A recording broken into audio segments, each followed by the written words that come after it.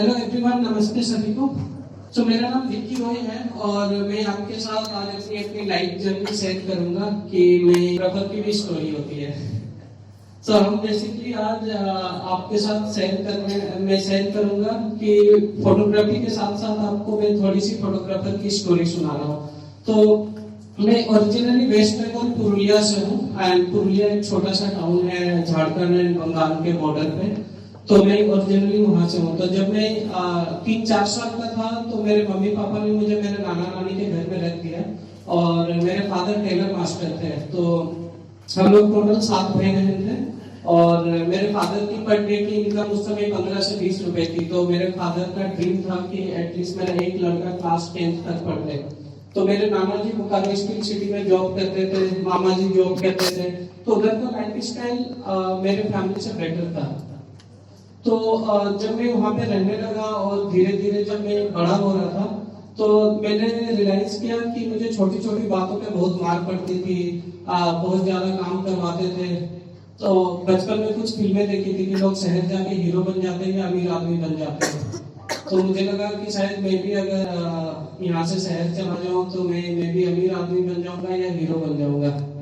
तो मैंने एक दिन अपने मामा जी के जेब से थोड़े से पैसे चोरी किए और मेरे हाथ में करीब 800-900 रुपये लगे और मैं स्टेशन गया तो देखा दिल्ली की ट्रेन लगी हुई है।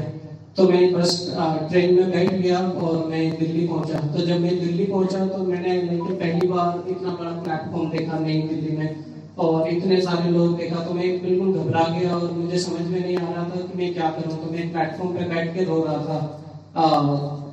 तो कुछ लड़कों ने मुझे रोते हुए देखा और फिर वो मेरे पास आकर के मुझसे पूछा कि भाई घर से भाग करके आया है। उनको मेरी शक्ल देख के ऐसा लगा कि मैं घर से भाग के आया हूँ।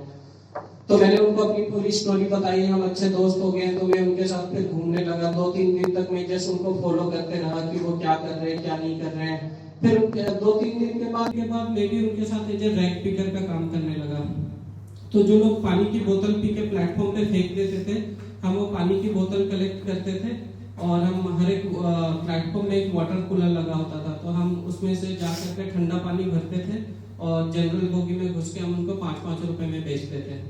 प्लेटफॉर्म में सरवाइव करना काफी डिफिकल्ट होता था क्योंकि क्या होता था कि कभी पुलिस वाले मारते थे, कभी किसी पैसेंजर का कुछ चोरी हो गया तो वो मारते थे। और जो सबसे मेन प्रॉब्लम थी कि हर एक प्लेटफॉर्म में एक दादा होता था। तो कभी वो पैसे छीन लेते थे या प्लेटफॉर्म में थोड़ी सी भी लड़ाई होती थी तो वो हाथ से लड़ाई नहीं होती थी, वो ब्लेड मार देते थे गाल पे, हाथ पे। तो बेसिकली जो स्टेशन पे लड़के रहते उनके पास एक जेब काटने के लिए एक ब्लेड होती थी।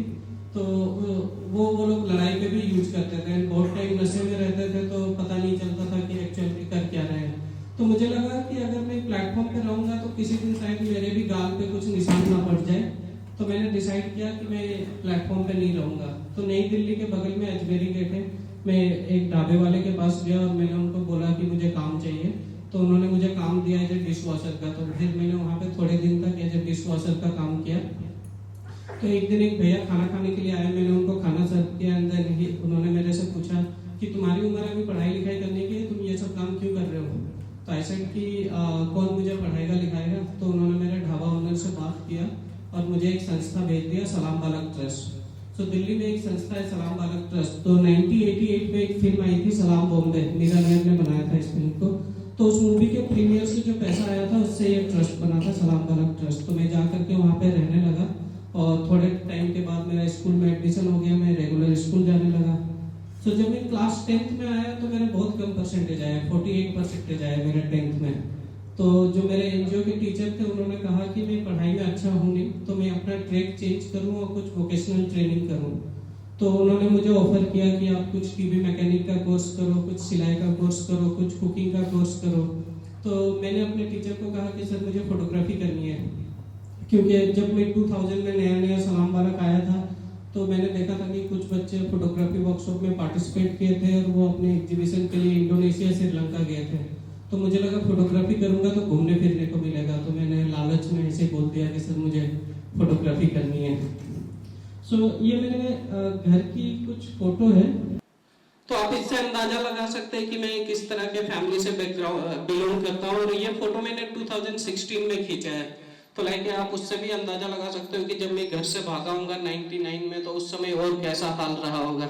तो मेरे एनजीओ ने मुझे ये कोडेक कैपिटल का कैमरा दिया, और उस समय 499 रुपए का ये कैमरा आता था, और उससे मैंने अपने दोस्तों को पार्क में ले जाके उनसे 5-5 रुपए लेता था और उनकी मैं इस तरीके से फोटो खींचता था। तो 2005 में मुझे सलाम वालक से निकलना था, क्योंकि हम 18 साल के बाद सरकार में नहीं रह सकते। तो मेरे जो ऑर्गेनाइजेशन बेस्ट फोटोग्राफर था, उन्होंने मुझे जॉब दिया है जो फोटो असिस्टेंट का। तो उन्होंने मुझे कहा कि मैं आपको 3000 सैलरी दूंगा, सेलफोन दूंगा, बाइक दूंगा। तो मुझे लगा कि वाह, ये तो काफ़ी बढ़िया जॉब है। मैं उनको अपने एज के 17 साल में उनको मैंने ज्वाइन किया और मैंने उनको असिस्ट करना चालू किया। बट मैंने कभी सोचा नहीं था कि मैं फोटोग्राफर बन जाऊँगा। तो असिस्ट करते करते मुझे लगा कि अब मुझे फ़ोटो भी खींचना चाहिए। तो मैंने सलाम वालक से लोन लेके एक फिल्म कैमरा खरीदा, निकॉन F80, और मैंने फिर 3000 रुपये में सर्वाइव करना दिल्ली में डिफ़िकल्ट होता था। तो मैं जाके 5 स्टार होटल में वेटरिंग कर लेता था, या शादी वगैरह में जाके लाइटें उठा लेता था, और उससे जो पैसा मिलता था उससे मैं फिल्म रोल खरीदता था और फ़ोटो खींचता था। तो मैंने 2007 में अपना पहला एग्जीबिशन लगाया स्ट्रीट ड्रीम्स के नाम से।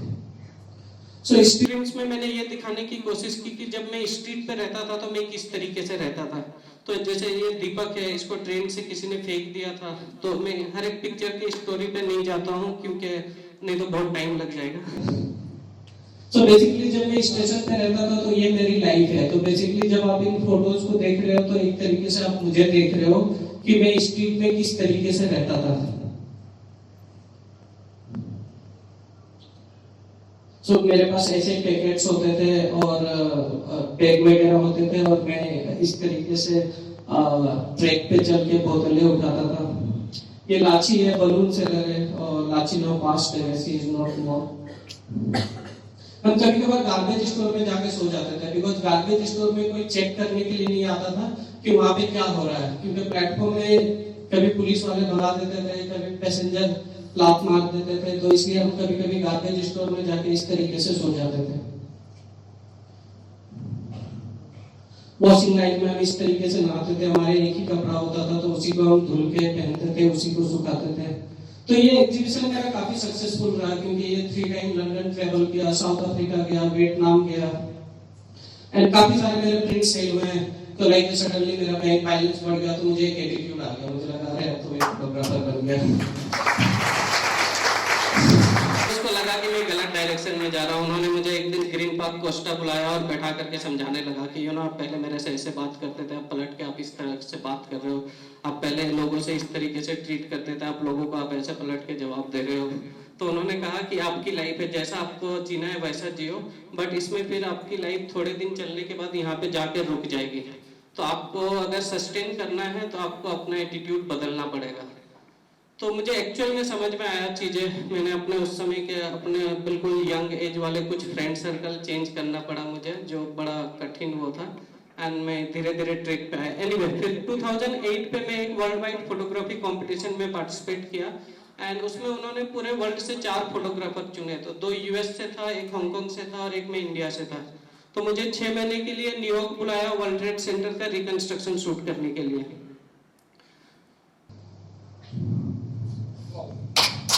तो ये पूरा कंस्ट्रक्शन साइट है। पहले यहाँ पे 2 टावर था, अब उन्होंने यहाँ पे 4 टावर बनाए हैं। तो उन्होंने साथ में मेरा आईसीपी में एडमिशन करा दिया। न्यूयॉर्क में एक फोटोग्राफी स्कूल है, इंटरनेशनल सेंटर फॉर फोटोग्राफी। सो वहाँ पे मैंने फिर 6 मंथ का डॉक्यूमेंट्री फोटोग्राफी कोर्स किया। जब मैं न्यूयॉर्क जा रहा था तो बहुत घबराया हुआ था, मुझे लग रहा था कि मैं वहाँ पे जाके कैसे बातें करूंगा, क्योंकि मुझे तो इंग्लिश नहीं आती है। तो आधे डर की वजह से ना बहुत टाइम आपको काम भी आता है, तो वो काम में आपका फर्क पड़ जाता है। तो मैं घबराया हुआ सा रहता था। बट मैं न्यूयॉर्क में थोड़े दिन रहा और मैंने देखा कि जो जापानी जो यूरोपियन है वो हमसे वाहियात इंग्लिश बोलते हैं, ठीक है। तो उन्होंने उससे मुझे बहुत कॉन्फिडेंस आ गया। मुझे लगा कि अरे यार मेरी इंग्लिश तो इनसे बेटर है। तो एनीवे न्यूयॉर्क ने मुझे बहुत कॉन्फिडेंस दिया वहाँ के स्कूल वगैरह में। और फिर मैं जब न्यूयॉर्क से वापस आया तो हमारे सलाम वालक में एक अवार्ड प्रोग्राम चलता था, उसका नाम था international award for young people. तो मैं उसका गोल्ड अवार्ड होल्डर था। उस अवार्ड प्रोग्राम के थ्रू मुझे लंदन बुलाया प्रिंस एडवर्ड के साथ लंच करने के लिए बकिंगम पैलेस। तो हमने क्या किया, हमने सारे बड़े फोटोग्राफर से अप्रोच किया कि वो हमें फोटोग्राफी बुक डोनेट करें। तो एवरीवन इंटरेस्टेड टू डोनेट अस। तो अभी हमारे पास करीब 500 से 700 फोटोग्राफी बुक्स है। और हम ये पहले एवरी अल्टरनेट संडे को करते थे, बट अब हम थोड़े से अपने प्रोफेशनल लाइफ में बिजी हो गए, तो हमने इसे एक Shri Aurobindo centre for art है दिल्ली में, हमने वहाँ पे ये बुक्स शिफ्ट कर दिया है कि कोई भी जाके इन बुक्स को देख सकता है वहाँ पे। तो हम इस तरीके से बड़े फोटोग्राफर्स को टॉक के लिए बुलाते हैं ताकि जो यंग जनरेशन है वो इजीली इनसे डिस्कशंस कर सके। हम इस तरीके से जब वर्कशॉप ऑर्गेनाइज करते हैं तो अपने साथ 50-100 किताबें लेके जाते हैं वहाँ के लोकल लोगों के साथ शेयर करने के लिए। 2013 में नेशनल ज्योग्राफी टीवी चैनल ने फर्स्ट टाइम एक फोटोग्राफी रियलिटी शो ऑर्गेनाइज किया और हम 8 फोटोग्राफर को सेलेक्ट करके श्रीलंका लेके गए। तो ये रियलिटी शो था, तो हर एपिसोड एक फोटोग्राफर शो से बाहर निकल जाता था और ये टोटल 10 एपिसोड का शो था और मैं 9th एपिसोड में इस शो से बाहर निकला और मैं टॉप 4 में था इसमें। Thank you.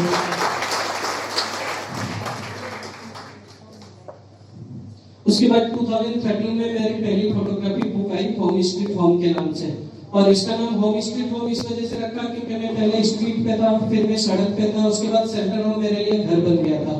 तो स्ट्रीट के बाद मैंने अपनी सेंटर होम की लाइफ शूट की थी कि स्ट्रीट के बाद मेरी सेंटर होम की लाइफ कैसी थी, और सेंटर होम की लाइफ मेरी स्ट्रीट से थोड़ी बेटर थी। तो it's like a colourful life थी।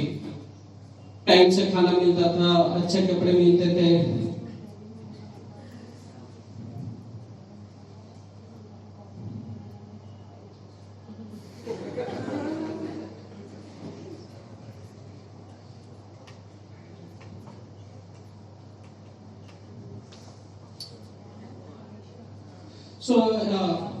इस बुक के बाद मुझे फेलोशिप मिला MIT मीडिया लैब में जाके पढ़ने का बोस्टन में। तो मैं फिर थोड़े समय MIT मीडिया लैब में था और MIT से मुझे काफी सारे जगहों पे एज मोटिवेशनल टॉक के लिए बुलाया। सो लाइक मुझे गूगल हेडक्वार्टर बुलाया, फेसबुक हेडक्वार्टर बुलाया, हार्वर्ड यूनिवर्सिटी, वर्ल्ड बैंक,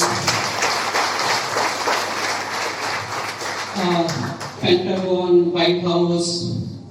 सो मैं जब क्लास 7th में था तो हमारे 7th क्लास में टीचर ने एक सवाल किया था कि आप देश के तरक्की में कैसे योगदान दे सकते हो। सो हमारे पास जवाब नहीं था। सो लाइक टीचर ने कहा कि सबसे पहले आप अपनी तरक्की करो, आप खुद तरक्की कर लोगे तो देश से एक गरीब कम हो जाएगा, एंड उसके बाद आप बाकियों के लिए सोचना। तो अभी तक जो मैंने किया वो मैंने अपने आप को डेवलप करने के लिए किया। इसके बाद मैंने कुछ प्रोजेक्ट किया जिससे मैं अगर सोसाइटी ने मुझे यहाँ तक पहुँचाया था तो मेरी रिस्पॉन्सिबिलिटी थी कि मैं अपने फोटोग्राफी के थ्रू सोसाइटी को कैसे हेल्प करूँ। तो मैंने कुछ प्रोजेक्ट किया, तो उसमें से एक जनवार कैसल, ये मेरे एक जर्मन और 3 इंडियन फ्रेंड ने मिलके MP में, मध्य प्रदेश में एक गांव है जनवार नाम का, एक जंगल के बीच में। तो वहाँ पे उन्होंने एक स्केट पार्क बनाया है आदिवासी बच्चों के लिए स्केटिंग करने के लिए। तो ये जब से बना था तो मैं इस स्केट पार्क को शूट कर रहा था। तो आप लेके फोटो से अंदाजा लगा सकते हो कि किस तरह के बच्चे स्केटिंग करते हैं यहाँ पे। तो अब यहाँ से बच्चे इंटरनेशनली ट्रैवल करने लगे हैं। अभी लाइक रमकेश 1.5 महीने के लिए यूरोप गया था स्केटिंग करने के लिए। कुछ बच्चे अभी चाइना गए थे, लंदन गए थे। तो बच्चे इंटरनेशनली अब स्केटिंग कर रहे हैं।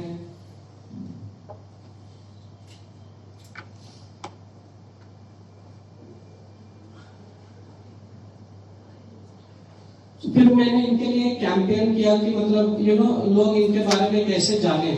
सो लाइक हमने क्या किया कि बच्चे क्या करना चाहते हैं या उनकी क्या प्रॉब्लम है, हमने स्टेट बोर्ड लिख दिया। सो लाइक अंकुर सिंह की मैं देश की सेवा करूंगा, सीमा सिंह की हमारे स्कूल में पंखे होने चाहिए। और जब मैं ये अपने सोशल मीडिया पे शेयर करना चालू किया तो लाइक जब मैंने ये फोटो शेयर किया तो मेरे एक दोस्त ने इस स्कूल के लिए पंखे डोनेट कर दिए, तो स्कूल में पंखे लग गए। और तेरी जनादर का गोविंद, सो ये सेम की मैं गांव का सरपंच बनना चाहता हूँ। और मैंने जब ये फोटो शेयर किया तो मेरे एक ट्रस्टी है, उन्होंने इनको 2 लाख रुपए की स्कॉलरशिप दी आगे पढ़ने के लिए।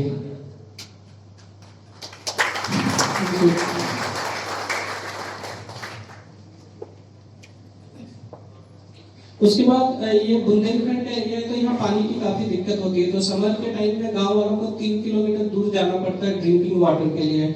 तो जो ऑर्गेनाइजेशन थे उन्होंने मुझे कहा कि एक सॉल्यूशन है, पर उसके लिए हमें 8 लाख रुपए चाहिए। तो हमारी डिस्कशन हुई और मैंने उनको बोला कि ऐसे तो हमें कोई पैसा नहीं देगा, तो मैं भी अब ये करते हैं कि जो मैंने स्केट पार्क के फोटो खींचाऊं ना, तो हम वो लोगों से अप्रोच करते हैं कि वो मेरा आर्ट वर्क खरीदे और हम इससे ये वाटर इनिशिएटिव करेंगे। तो हमने फिर कुछ फोटो बेच करके 8 लाख रुपए इकट्ठे किए और वहाँ पे एक डीप बोरिंग उन्होंने करवाया, ऐसा एक बड़ा प्लेटफॉर्म बना के ऐसे टंकी लगाया और उसको सोलर पैनल से कनेक्ट कर दिया। तो लाइक अब उस गांव में 24 घंटे पानी अवेलेबल है, 12 महीने पानी अवेलेबल है। तो ये कंट्रीब्यूशन है मेरे फोटोग्राफी के थ्रू। और इससे नल के लगाते हैं वहाँ पे। उसी गांव में ये सचिन करके लड़का है, सचिन को ये डिजीज पिछले 5 साल से हो रखा था, बिकॉज ये आदिवासी है तो ये कभी हॉस्पिटल नहीं गया था। मैंने सचिन का ये फोटो खींचा और मैं दिल्ली आके अपने सोशल मीडिया पे शेयर किया कि इसका नाम सचिन आदिवासी है और कोई इसे अगर सपोर्ट करना चाहिए चाहते हो तो मुझे मतलब टेक्स्ट करे। तो मुझे एक भैया ने कॉल किया, जैसे मैंने तुम्हारी स्टोरी देखा, सो प्लीज सचिन का इलाज कराओ, उसका जो भी खर्चा आएगा मैं उठा लूंगा। तो मैं सचिन को दिल्ली लाके एम्स में इलाज करवाया एंड सचिन अब बिल्कुल ठीक हो गया है और रेगुलर स्कूल जाने लग गया है। सेव द चिल्ड्रन के लिए एक असाइनमेंट कर रहा था और मैंने जमा मस्जिद के पास ये फोटो खींचा था। तो मैंने शाम को जाके अपने सोशल मीडिया पे डाला। तो मेरी एक फ्रेंड है, सिलिकॉन वैली में रहती है, उसका नाम है राजेश्वरी कनन। तो उन्होंने ये फोटो देख के मुझे कॉल किया कि Vicky, I show your picture that family is very happy in the street also, so what I can help this family so they will not live in the street. तो मैं नेक्स्ट डे इस family के पास गया और मैंने कहा कि मेरी एक दोस्त आपकी छोटे अमाउंट में मदद करना चाहती है, तो आपकी क्या मदद कर दे कि आप सड़क पे ना रहो, कुछ काम करो और किराए पे घर पे रहो।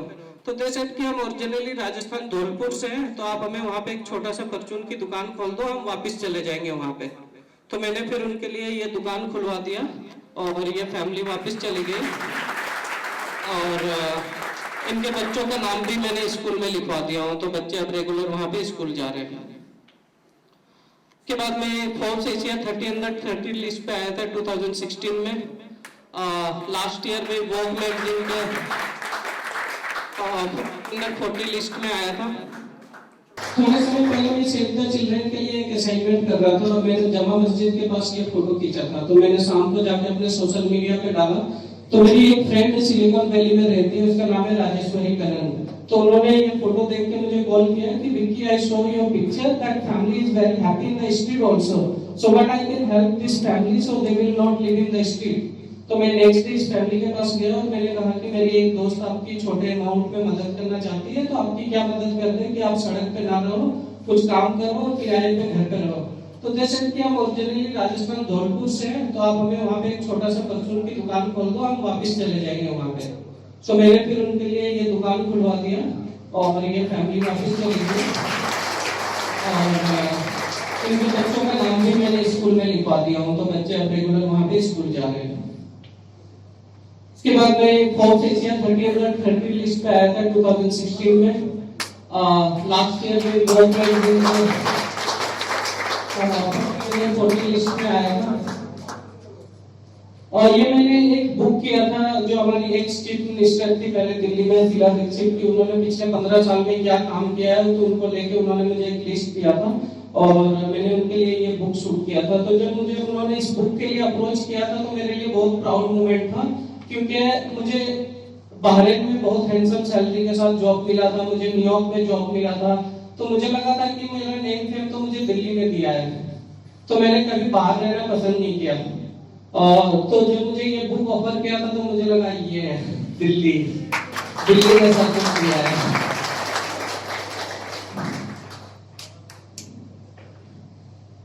तो ये मेरा रिसेंट काम है जो मैं माउंटेन्स के ऊपर कर रहा हूँ कि जो पहाड़ों पे अब अर्बनाइजेशन हो रहा है। तो जब हम छोटे थे और जब हम पहाड़ों के बारे में सुनते थे तो लाइक हमारे दिमाग में एक इमेज बन जाती थी कि अच्छा ऐसे सुंदर पहाड़ होगा, ऐसे बादल होंगे।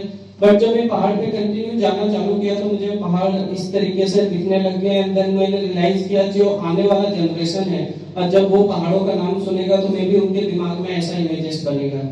सो ये काम मेरा कोची बिनाले में लगा था। अभी यूएस में पिछले साल एक म्यूजियम में लगा था, ह्यूस्टन में, एशिया सोसाइटी में।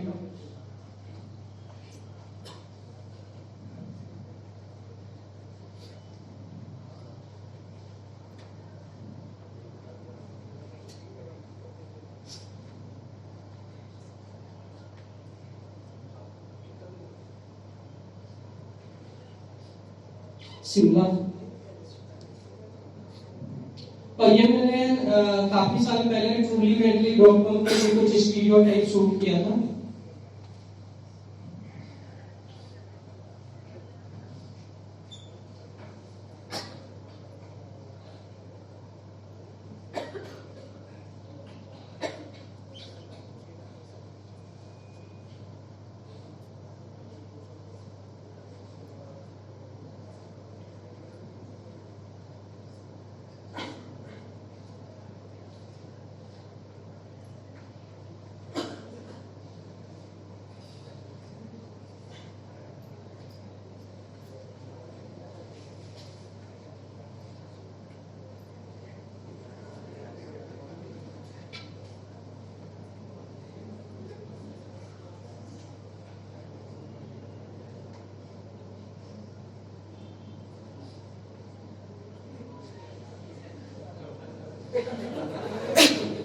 तो मैंने जब अपनी लाइफ जर्नी स्टार्ट किया था तो मैंने अपने घर के फोटो के साथ स्टार्ट किया था कि मैंने अपने घर का फोटो 2016 में खींचा था।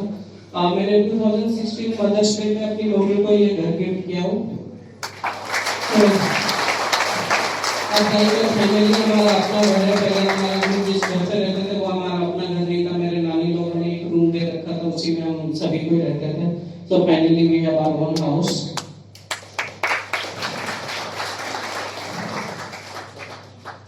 So ये मेरी लाइफ जर्नी थी फोटोग्राफी के through. So thank you so much.